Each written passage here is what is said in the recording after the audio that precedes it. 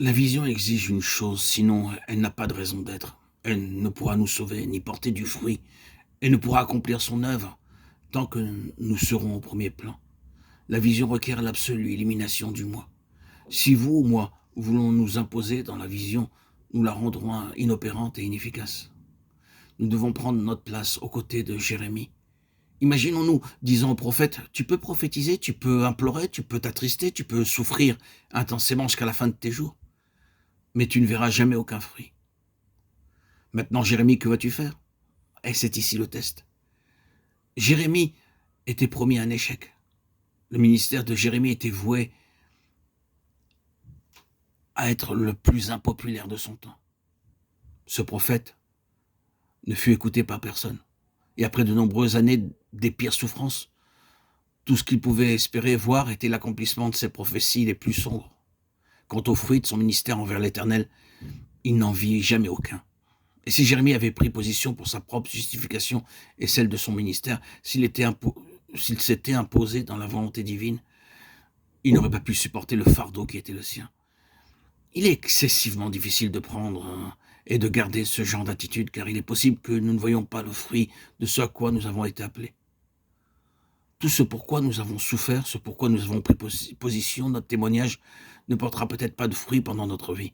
Bien qu'il y aura du fruit un jour, selon la fidélité du Seigneur, nous-mêmes demeurerons impopulaires et discrédités. C'est ici le test du moi par rapport à la vision, et c'est une épreuve considérable.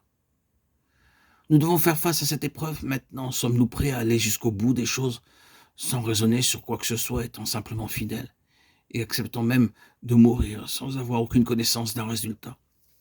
Sommes-nous prêts, sachant que si nous avions pris une autre voie, nous aurions mis en péril le but de notre appel et aurions enfreint à ce qui était cher au Seigneur en nous? Sommes-nous prêts à ne rien voir du fruit de notre labeur, à n'avoir aucune place de choix, à n'avoir aucune reconnaissance et demeurer fidèles? Voyez-vous, la vraie vision a de telles exigences sur nous. La véritable vision est une chose des plus exigeantes. Pour la plupart des chrétiens, surtout les plus jeunes, le mot vision veut dire qu'ils sont au centre des intérêts de Dieu, que nous participons de nous-mêmes à l'accomplissement des agissements divins. Ce n'est pas du tout le cas, car la vision de Dieu exige l'élimination du moi. Remarquons l'exemple du Seigneur Jésus. Qu'avait-il à démontrer dans sa vie ici-bas? Vous voyez l'apôtre Paul, après une longue vie de service et de souffrance, en prison, s'est converti qui lui devait tout ce qu'ils étaient devenus spirituellement, se détournèrent de lui. Les assemblées dont il avait été l'instrument fondateur le rejetèrent. Il demeurait un homme esseulé et en prison. Était-il un homme de vision? Le Seigneur Jésus était-il un homme de vision? Avait-il raison? S'il y avait eu, en ce qui les concernait, la moindre place en eux pour le moi, ils auraient échoué. Ils n'auraient pu mener à bien leur mission, leur ministère. À chaque instant, ils auraient été dans la controverse, dans leur relation avec le Père. Jamais.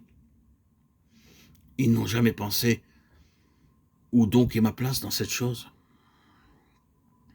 N'était-ce pas là l'objet même de la tentation du Seigneur par Satan au début de son ministère?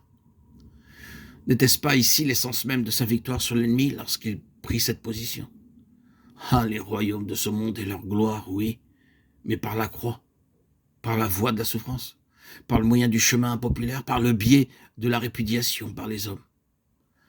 S'il avait tenu une place prépondérante personnelle dans le plan de Dieu, il n'aurait pas été au bout. Ainsi que le Seigneur nous préserve et nous épargne de tout intérêt personnel dans les choses divines.